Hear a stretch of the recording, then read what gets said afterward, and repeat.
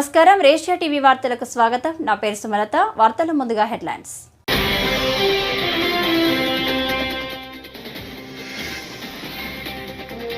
ఆంధ్రప్రదేశ్లో నిర్మాణ రంగం అభివృద్ధిపై దృష్టి సారించామని చంద్రబాబు నాయుడు స్పష్టం.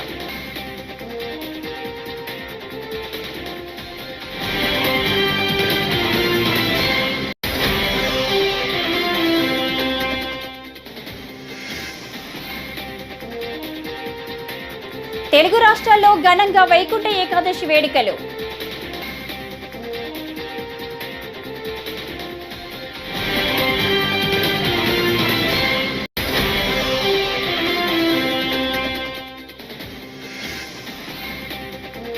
బీజేపీ అధికారంలో ఉంటే రిజర్వేషన్లు ఉండవు, షర్మిల విసూర్లు.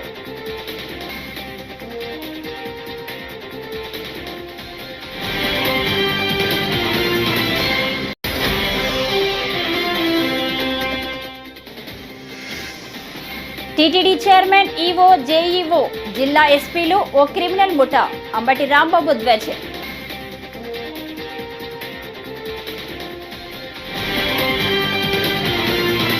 ఇక డీటెయిల్స్ చూస్తే, ఆంధ్రప్రదేశ్లో నిర్మాణ రంగం అభివృద్ధిపై దృష్టి సారించామని ఆంధ్రప్రదేశ్ ముఖ్యమంత్రి నారా చంద్రబాబు నాయుడు స్పష్టం చేశారు. నిర్మాణ రంగంపై 34 లక్షల మంది ఆధారపడి ఉన్నారని తెలిపారు. ఉచిత ఇసుకతో నిర్మాణ రంగానికి ఊతమిచ్చామన్నారు. నిర్మాణ రంగం నిరంతరం జరిగే ప్రక్రియ అని సీఎం చంద్రబాబు నాయుడు అభివర్ణించారు. నారెడ్కో, క్రెడాయి వంటి సంస్థలు ముందుకు రావాలని ఈ సందర్భంగా ఆయన పిలుపునిచ్చారు. రియల్ ఎస్టేట్ రంగంలో సమస్యల పరిష్కారానికి కృషి చేస్తున్నామని చెప్పారు. వైసీపీ పాలనలో నిర్మాణ రంగం పూర్తిగా దెబ్బతిందని తెలిపారు. నిర్మాణ రంగానికి తాము ఊతమిచ్చామని ఆయన వివరించారు. మేము ఒకటే ఆలోచిస్తున్నాం, మౌలిక సదుపాయాలకు ఎక్కువ పెద్దపీట వేస్తున్నాం, నాలెడ్జ్ ఎకానమీకి ముందుకు పోతున్నాం. ఈరోజు ఆంధ్రప్రదేశ్ రాష్ట్రాన్ని మీరు ఒక్కసారి చూస్తే తీర ప్రాంతం ఉంది, అనేక పోర్ట్లు వచ్చే అవకాశం ఉంది.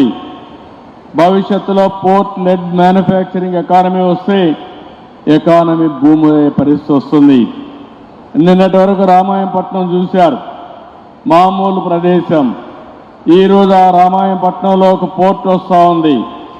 అదేవిధంగా బీపీసీఎల్ అయితే 70-80 వేల కోట్ల రూపాయలు పెట్టి రిఫైనరీ తీసుకొస్తున్నారు. వాళ్ళు వచ్చిన తర్వాత ఇంకా కొంతమంది వచ్చి భవిష్యత్తులో రామాయంపట్నం ఒక ఇండస్ట్రియల్ టౌన్షిప్గా తయారయ్యే పరిస్థితి వస్తుంది. ఎందుకు నేను ఈ మాట చెప్పానంటే, ఆంధ్రప్రదేశ్ మొత్తం 1000 కిలోమీటర్లు తీర ప్రాంతం ఉంది. పోర్ట్లు డెవలప్ చేస్తే, మ్యానుఫ్యాక్చరింగ్ ప్రాధాన్యత ఇస్తే బ్రహ్మాండమైన అభివృద్ధి జరిగే పరిస్థితి వస్తుంది. ఒక 50 వేల కోట్ల రూపాయలు నేషనల్ హైవేస్ వర్కులు జరుగుతున్నాయి. ఒక 60,000-70 వేల కోట్ల రూపాయలు రైల్వే పనులు జరుగుతున్నాయి. ఈరోజు చెన్నై నుంచి కలకత్తా వరకు ఇప్పుండే డబుల్ లేన్ రైల్వే లైన్ని 4 లేన్స్ చేస్తున్నారు. ఇది కానీ జరిగితే లోకల్ ట్రైన్స్ అన్ని వస్తాయి, కనెక్టివిటీ పెరుగుతుంది, లాజిస్టిక్స్ ఇంప్రూవ్ అయ్యే అవకాశం వస్తుంది. అదే సమయంలో మనం కానీ అమరావతి పూర్తి చేసుకుని నాలెడ్జ్ ఎకానమీలో కొత్తగా మీరు చూస్తే ఆంధ్రప్రదేశ్ని వైకుంఠ ఏకాదశి వేడుకలు తెలుగు రాష్ట్రాల్లో ఘనంగా ప్రారంభమయ్యాయి. వేకువజామున నుంచే వైష్ణవాలయాలకు భక్తులు భారీ ఎత్తున తరలివచ్చారు. ఆలయాలను తెరిచి ప్రత్యేక పూజలు నిర్వహించిన అనంతరం భక్తులకు ఉత్తర ద్వార దర్శనం కల్పిస్తున్నారు. ఈ రోజు విష్ణువును దర్శించుకుంటే వైకుంఠం ప్రాప్తి ఇస్తుందని భక్తుల నమ్మకం. దీంతో ఈ పుణ్య రోజున భక్తులు లక్షలాదిగా వైష్ణవాలయాలకు తరలివస్తారు.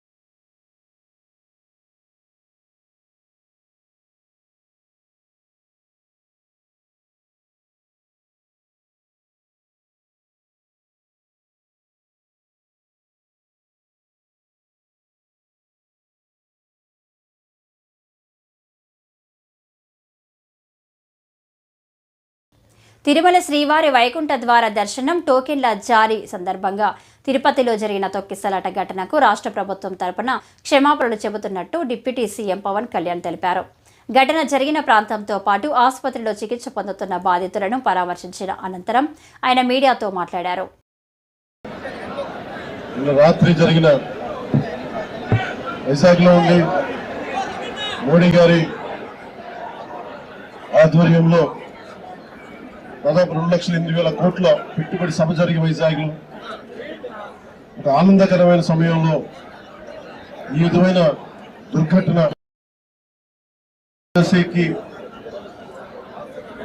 మొత్తం నలుమూలల నుంచి దేశం నలుమూలల నుంచి ప్రత్యేకించి తెలంగాణ, కర్ణాటక, తమిళనాడు, ఆంధ్ర అన్ని ప్రాంతాల నుంచి భక్తులు అమితంగా తరలి వచ్చారు ఇక్కడికి. ఇది మొదటిసారి కాదు, ఇది గత దశాబ్దాలుగా ఎప్పుడు జరుగుతూ ఉంది. ఎందుకు ఈ దురదృష్టకరమైన సంఘటన జరిగింది అనేది మొత్తం మాట్లాడాను. సంఘటన స్థలానికి వెళ్ళాను. అలాగే ఇప్పుడు వచ్చి ఎవరైతే గాయపడ్డారో వారందరినీ పేరు పేరున పరామర్శించాం. వారి ఆవేదన అర్థం చేసుకున్నాం.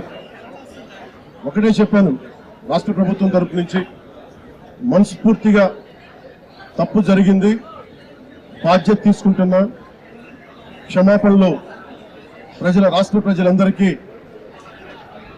వెంకటేశ్వర భక్తులందరికీ, ఏడుకొండలవాడి భక్తులందరికీ, హైందవ ధర్మాన్ని నమ్మిన ప్రతి ఒక్కరికి, క్షతగాత్రులైన వారికి, ప్రతి ఒక్కరికి, ప్రాణాలు కోల్పోయిన వారికి, వారి కుటుంబాలకి, స్నేహితులకి. ప్రపంచంలోనే అత్యంత పవిత్రమైన క్షేత్రంగా ఉన్న తిరుపతిలో తొక్కిసలాట ఘటనపై సీఎం చంద్రబాబు తీసుకున్న చర్యలు హైడ్రామాను తలపిస్తున్నాయని మాజీ మంత్రి వైఎస్ఆర్సీపీ గుంటూరు జిల్లా అధ్యక్షుడు అంబటి రాంబాబు ఆరోపించారు. తిరుపతి తొక్కిసలాట ఘటనకు బాధ్యులైన TTD chairman, EO, JEO, Tirupati ఎస్పీలపై చర్యలు తీసుకునే ధైర్యం చంద్రబాబుకు లేదని అన్నారు. ఒకటిగా భావిస్తున్నటువంటి శ్రీ శ్రీ శ్రీ వెంకటేశ్వర స్వామి దేవాలయం, దానికి సంబంధించినటువంటి 7 కొండలు మన ఆంధ్రప్రదేశ్లో ఉండటం అనేది చాలా గర్వించదగింది, చాలా గొప్ప విషయంగా నేనే కాదు, దేశంలో ప్రతి వారు కూడా దాన్ని చెప్పుకుంటారు. ఎక్కడన్నా దూర ప్రాంతాలు వెళ్ళినప్పుడు, మాది ఆంధ్రప్రదేశ్ అంటే మేము ఒకసారి వచ్చామండి,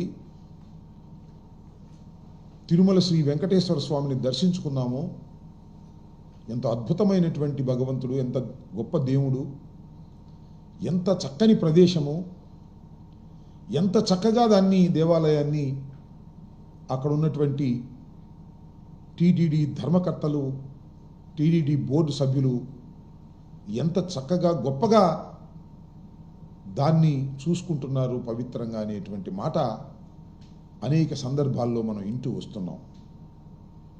అలాంటి అత్యంత పవిత్రమైన, ప్రపంచంలో గొప్ప దేవాలయాల్లో ఒకటి అయినటువంటి తిరుమల తిరుపతి దేవస్థానంలో ఏదైనా చిన్న విషయం జరిగినా అది చాలా ఇబ్బందికరంగా మనము భక్తులు ఫీల్ అవుతాం. దురదృష్టం, ఊహకు అందనటువంటి అంశం, మొన్న తిరుమల తిరుపతి దేవస్థానానికి సంబంధించినటువంటి వైకుంఠ తిరుమల శ్రీవారిని పలువురు సినీ రాజకీయ ప్రముఖులు దర్శించుకున్నారు. వైకుంఠ ఏకాదశి సందర్భంగా కేంద్ర మంత్రి రామ్మోహన్ నాయుడు, ఏపీ శాసనసభ speaker Ayyanna Patrudu, deputy speaker Raghuramakrishnaraju, మంత్రులు అనిత, సవిత, కొలుసు పార్థసారథి, నిమ్మల రామానాయుడు, తెలంగాణ డిప్యూటీ స్పీకర్ బట్టి విక్రమార్క, మంత్రి పొన్నం ప్రభాకర్, సినీ నటుడు రాజేంద్ర ప్రసాద్, బండ్ల గణేష్, బ్యాడ్మింటన్ కోచ్ పుల్లెల గోపీచంద్ తదితరులు వెంకటేశ్వర స్వామిని దర్శించుకున్నారు.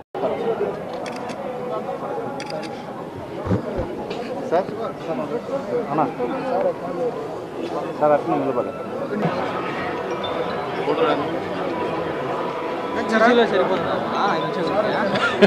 కదా ఆడిపోయినా మళ్ళీ ఆడిపోయి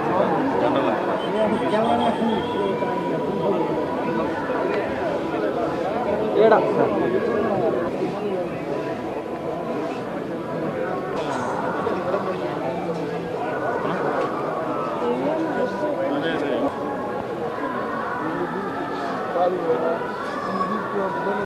కృష్ణా డెల్టా పరిధిలో ధాన్యం కొనుగోలు టార్గెట్స్ పూర్తయ్యాయనే పేరుతో రైతులు కౌలు రైతుల నుండి ధాన్యం కొనుగోలు చేయకపోవడం ఏమిటని రైతు సంఘం జిల్లా కార్యదర్శి కె శ్రీనివాస్ ప్రశ్నించారు. శుక్రవారం ఏలూరు నగరంలోని స్థానిక అన్య భవనంలో ధాన్యం కొనుగోలు సమస్యలపై ఆయన మాట్లాడారు. కల్లాల్లో ఉన్న ధాన్యాన్ని వెంటనే కొనుగోలు చేయాలని కోరారు. ఆంధ్రప్రదేశ్ రైతు సంఘం ఏలూరు జిల్లా కార్యదర్శి ఈరోజు కృష్ణా డెల్టా పరిధిలో వరి రైతులు ధాన్యం అమ్ముకోవడానికి ఇబ్బందులు పడుతూ ఉన్నారు. చాలా చోట్ల కొనుగోలు కేంద్రాల్లో టార్గెట్స్ పూర్తయినాయని, అట్లాగే రైస్ మిల్లులకు సంబంధించి కూడా టార్గెట్స్ కూడా పూర్తయినాయని చెప్పేసి పేరుతోటి ఇవాళ ధాన్యాన్ని కొనుగోలు చేయకపోవడం వల్ల కల్లాల్లోనే ధాన్యం ఉండిపోవడంతో రైతు ఇబ్బంది పడాల్సిన పరిస్థితి ఏర్పడింది. ప్రధానంగా కృష్ణా డెల్టా పరిధిలో రెండో పంటకు అవకాశం లేకపోవడం వల్ల అపరాలు సాగు చేసుకుని ఇవాళ కుప్పలు వేసుకుని ఇవాళ నూర్పులు చేసుకుని ధాన్యం మాసులు చేసుకుని రైతులు అమ్ముకునే పరిస్థితి ఉన్నది. మరి ఇట్లాంటి పరిస్థితుల్లో ఇవాళ టార్గెట్స్ పూర్తయిన పేరుతోటి ఇవాళ అన్నదాతలు ఇబ్బంది పెట్టడం సరైనది కాదని చెప్పేసి మేము రైతు సంఘంగా భావిస్తూ ఉన్నాం. కాబట్టి టార్గెట్స్ ఇవాళ దిగుబడి కూడా ఈ ప్రాంతంలో పెరిగి ఇవాళ 40 నుంచి 45 బస్తాల దిగుబడి కూడా వస్తూ ఉన్నది. అయితే ప్రభుత్వం 40 బస్తాల కొనుగోలుకి అవకాశం ఇవ్వడం వల్ల మిగిలిన పంట ఎక్కడ అమ్ముకోవాలో కూడా అర్థం కావడం లేదు. కాబట్టి పండిన పంటను పూర్తిగా కొనుగోలు చేసే విధంగా ప్రభుత్వం చర్యలు తీసుకోవాల్సిన అవసరం ఉంది. అందుకు అనుగుణంగా ఇవాళ రైతులకి గోను సంచులు ఇవ్వాల్సిన అవసరం ఉందని చెప్పేసి కూడా మేము భావిస్తా ఉన్నాం. దీంతో పాటు టార్గెట్స్ అనే పేరుతోటి రైతులు ఇబ్బంది పెట్టడం సరైనది కాదు. కాబట్టి ఎప్పటికైనా టార్గెట్స్ని వెంటనే పెంచి ఇవాళ రైతుల దగ్గర ఉన్న ప్రతి గింజని కూడా కొనుగోలు చేసే విధంగా చర్యలు ఉండాలని చెప్పేసి కోరుతా ఉన్నాం. రెండోది, చాలా చోట్ల చిరిగిపోయిన సంచులు ఇస్తూ ఉన్నారు. దీనివల్ల ధాన్యం కారిపోయి రైతులు ఇబ్బంది పడుతూ ఉన్నారు. కాబట్టి ఈ ధాన్యం కొనుగోలులో ఈ చివరి దశలో ఎప్పటి వరకు మీరు డబ్బులు సకాలంలో ఇచ్చాము, ప్రమాణంగా ఇచ్చాము, ధాన్యం కొనుగోళ్ళు సక్రమంగా చేసామని చెప్పేసి ఒకవైపు ప్రభుత్వ అధికారులు గొప్పగా చెప్పుకుంటా ఉన్నారు. కానీ ఇప్పటికీ ధాన్యం కొనుగోలులో రైతులు అనేక సమస్యలు ఎదుర్కోవాల్సిన పరిస్థితి వస్తూ ఉన్నది. కాబట్టి ఇప్పుడు మిగిలిన ధాన్యాన్ని ప్రధానంగా కృష్ణా డెల్టా పరిధిలో పెదపాడు, దెందులూరు, ఏలూరు మండలాల పరిధిలో ఉన్న ధాన్యాన్ని కొనుగోలు చేయడం కోసం వెంటనే చర్యలు తీసుకుని కల్లాలను ధాన్యాన్ని మిల్లులు తరలించే విధంగా ప్రభుత్వం చూడాలని అధికారులు శ్రద్ధ తీసుకోవాలని చెప్పేసి మీరు కోరుతూ ఇవాళ టార్గెట్స్ పెంచి రైతుల దగ్గర ఉన్న ధాన్యాన్ని కొనుగోలు చేయాలి. లేని పక్షంలో రైతులు సమీకరించి ఆందోళన చేపడతామని చెప్పి ఈ సందర్భంగా మేము తెలియజేస్తాము. ఎన్టీఆర్ జిల్లా Vijayawada west division 7 police station పరిధిలో సంక్రాంతి సందర్భంగా కోడి పందాలు నిర్వహిస్తే చర్యలు తప్పవని డీసీపీ రామకృష్ణ అన్నారు. గురువారం ఇబ్రహీంపట్నం పోలీస్ స్టేషన్లో ఏర్పాటు చేసిన సమావేశంలో ఆయన మాట్లాడుతూ సంక్రాంతి పండుగను సాంప్రదాయంగా జరుపుకోవాలని ప్రజలకు సూచించారు. ఎక్కడైనా కోడి పందాలు నిర్వహిస్తే చర్యలు తప్పవని అన్నారు. ఇప్పటికే కొంతమందిని బైండ్ ఓవర్ చేయడం జరిగిందన్నారు. ఈ వెస్ట్ జోన్ పరిధిలో 7 పోలీస్ స్టేషన్స్ కలవు. వీటిలో ఎక్కడైనా కూడా ఈ సంక్రాంతి సందర్భంగా పేకాట్ల బర్రెలు కానీ అలాగే కోడిపందాల బర్రెలు కానీ చేస్తే ఊరుకునేది లేదు. వాళ్ళ మీద చట్ట ప్రకారం కఠినమైన చర్యలు తీసుకుంటాం. మీకు ఏదైనా ఇన్ఫర్మేషన్ ఏదైనా ఉంటే మాకు పాస్ ఆన్ చేయండి. మీ వివరాలు కూడా గోప్యంగా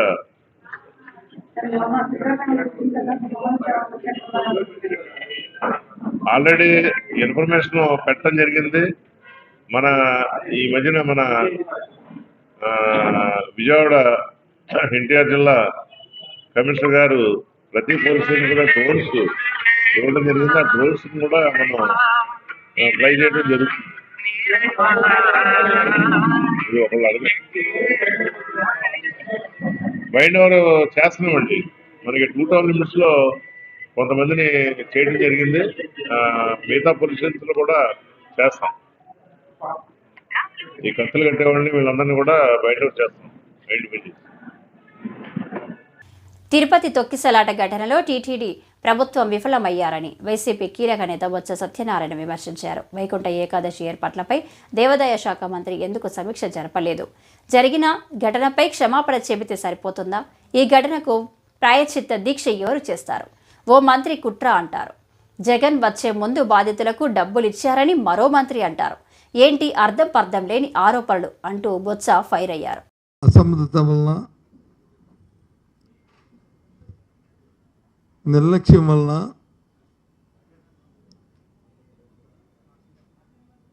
6 నిండు ప్రాణాలని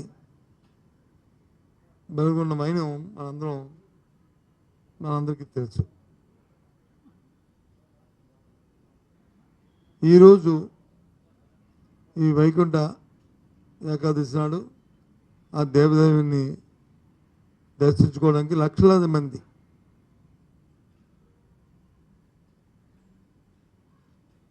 ఈ సృష్టి పుట్టిన దగ్గర నుంచి కూడా ఇప్పుడు వెళ్తున్న నేపథ్యం సందర్భం ఎప్పుడు ఇలాంటి సంఘటనలు జరగలే. ప్రజాస్వామ్యం వచ్చిన తర్వాత ఎన్నో ప్రభుత్వాలు వచ్చాయి, ఎప్పుడు కూడా ఇలాంటి సంఘటనలు జరగలే. కేవలం మానవ తప్పిదనం వల్ల, ప్రభుత్వ నిర్లక్ష్యం వల్ల,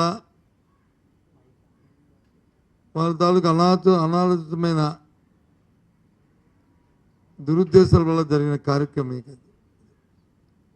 6 చనిపోవడం, 40 మంది క్షతగాత్రులు అవ్వడం నిజంగా చాలా బాధాకరమైన అంశం ఇది విషయం.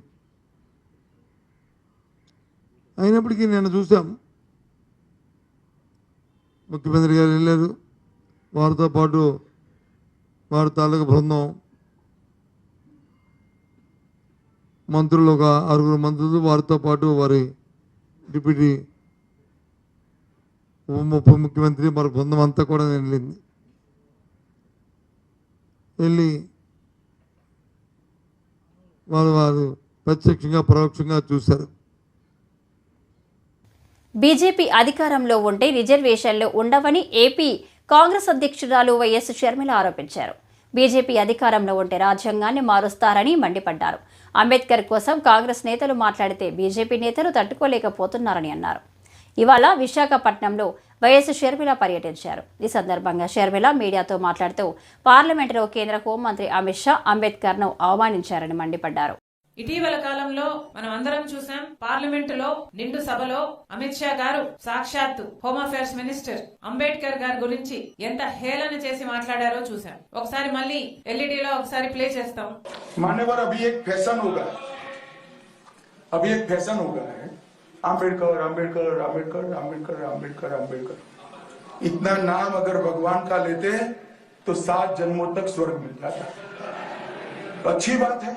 అంబేద్కర్ అంబేద్కర్ అంబేద్కర్ అని మాట్లాడడం ఫ్యాషన్ అయిపోయింది అని అమిత్ షా గారు స్వయంగా అంటం జరిగింది. దానికి అందరూ బీజేపీ ఎంపీలందరూ నవ్వటం జరిగింది. ఇది అంబేద్కర్ గారిని హేళన చేయడం కాకపోతే ఏమిటి అని కాంగ్రెస్ పార్టీ ప్రశ్నిస్తుంది. అంబేద్కర్ గారు గురించి మాట్లాడితేనే మీకు అంత తట్టుకోలేకపోతున్నారే, కాంగ్రెస్ పార్టీ అంబేద్కర్ గారి జపం చేస్తుంది అన్నట్టు మీరు మాట్లాడుతున్నారే, అసలు అంబేద్కర్ గారి జపం కాంగ్రెస్ పార్టీ ఎందుకు చేయకూడదు అని అడుగుతున్నాం. కాంగ్రెస్ పార్టీ అంబేద్కర్ గారిని రాజ్యాంగం రాసే టీం కి అధ్యక్షుడిగా పెట్టి ఆయన రాసిన రాజ్యాంగాన్ని ఆమోదించింది కాంగ్రెస్ పార్టీ. అంబేద్కర్ గారు రాసిన రాజ్యాంగమే ఈ రోజు మన దేశంలోని ప్రజాస్వామ్యాన్ని కాపాడుతుంది. అంబేద్కర్ రాసిన రాజ్యాంగమే ఈ రోజు మన దేశంలోని ప్రతి ఒక్కరికి, అడల్ట్ గా ఉన్న ప్రతి ఒక్కరికి ఓటు హక్కునిస్తుంది. అంబేద్కర్ గారు రాసిన రాజ్యాంగమే ఈ రోజు ఇన్ని భిన్న మతాలు, కులాలు, భాషలు ఉన్న భారతదేశాన్ని ఒక్కటిగా ఉంచేది ఆ రాజ్యాంగం. ప్రభుత్వ విధానాలు ఎలా ఉండాలి, రాష్ట్రమైనా ఒక కేంద్రమైనా ఎలా ఫంక్షన్ అవ్వాలి, ఇలాంటివన్నీ చెప్పింది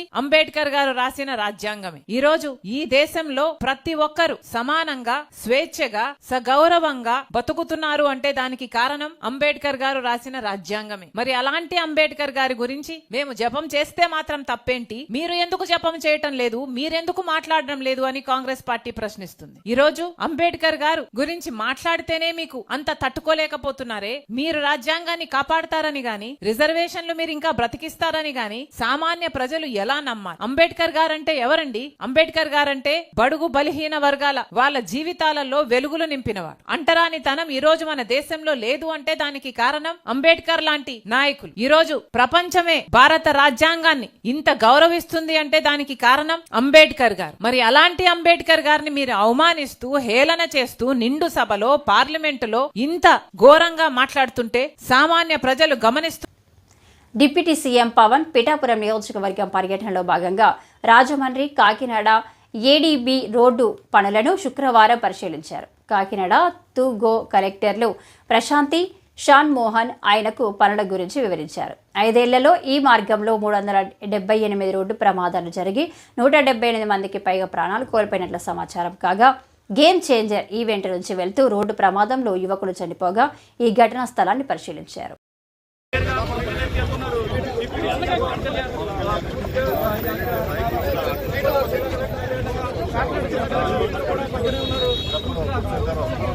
కుటుంబాలు కూడా పరామర్శించారు.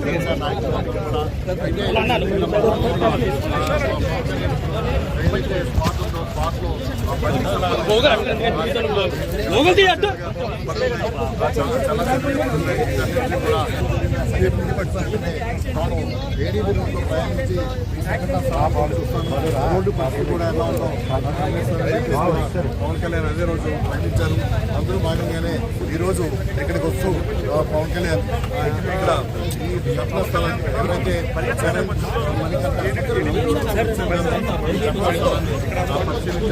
మొత్తం ఈ ప్రమాదం ఎలా ఉంది అది ఏడీలో. భారత కమ్యూనిస్టు పార్టీ ఏలూరు ఏరియా సమితి ఆధ్వర్యంలో పేద ప్రజలకు ఇంటి స్థలాలను పెంచి తక్షణమే అందజేయాలని ఏలూరు మండల తహసీల్దార్ కార్యాలయం వద్ద శుక్రవారం ధర్నా కార్యక్రమం నిర్వహించారు. ఈ సందర్భంగా సిపిఐ రాష్ట్ర కార్యదర్శి వర్గ సభ్యులు డేగ ప్రభాకర్ మాట్లాడారు. పేదవాడి సొంత ఇంటి కోసం కూటమి ప్రభుత్వం చర్యలు చేపట్టాలన్నారు. నమస్కారం. డేగ ప్రభాకర్, సిపిఐ రాష్ట్ర కార్యదర్శి వర్గ సభ్యులు. జగన్మోహన్ రెడ్డి గారు 32 లక్షల మందికి ఇళ్ల స్థలాలు ఇచ్చేస్తున్నాను జగనన్న కాలనీలు అని చెప్పేసి ఆ రోజు ప్రకటన చేశారు. ఆ రోజే కమ్యూనిస్ట్ పార్టీ చెప్పింది నువ్వు ఇచ్చే పట్టణంలో సెంటు, పల్లెలో సెంటున్నర ఏమీ సరిపోదు.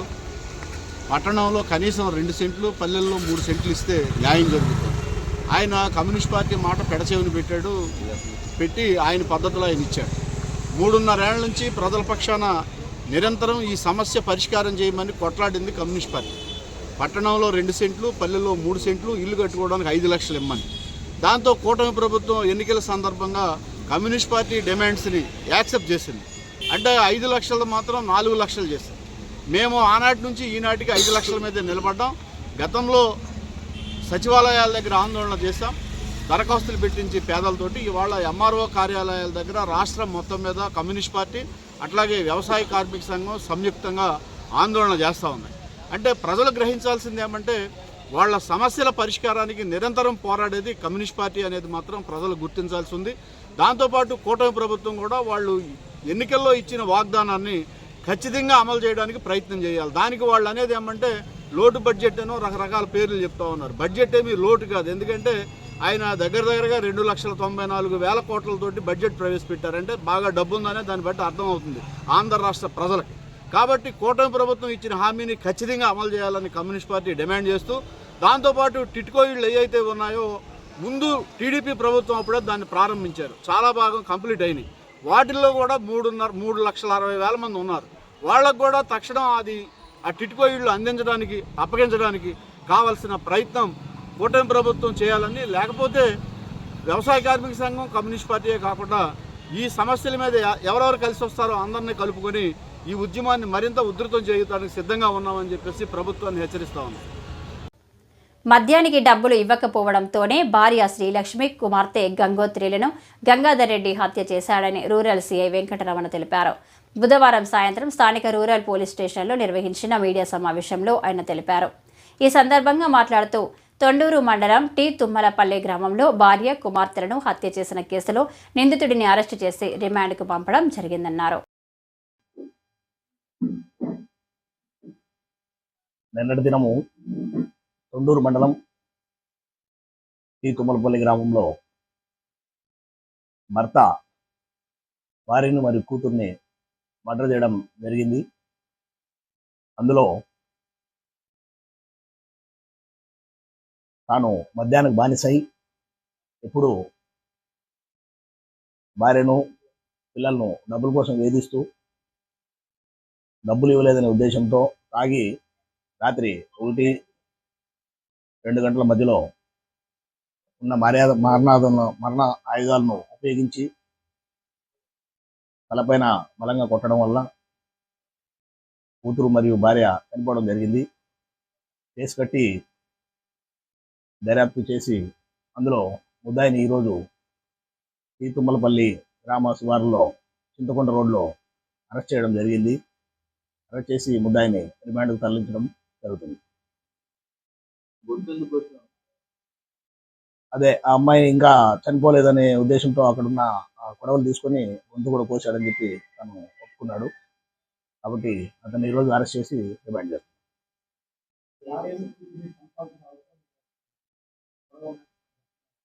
తాను మద్యానికి బానిస అయిపోయి రోజు డబ్బులు అడిగేవాడంట. వాళ్ళ దగ్గర డబ్బులు లేవు, మద్యం తాగద్దు, ఇక తాగితే మన కుటుంబం ఏం కావాలనే ఉద్దేశంతో చెప్పడంతో ఇంకా మళ్ళీ తాగాల, నాకు డబ్బులు కావాలని అదే కక్ష పెట్టుకుని వాళ్ళు. ఈ వార్తలు ఇంతటితో సమాప్తం. నమస్కారం.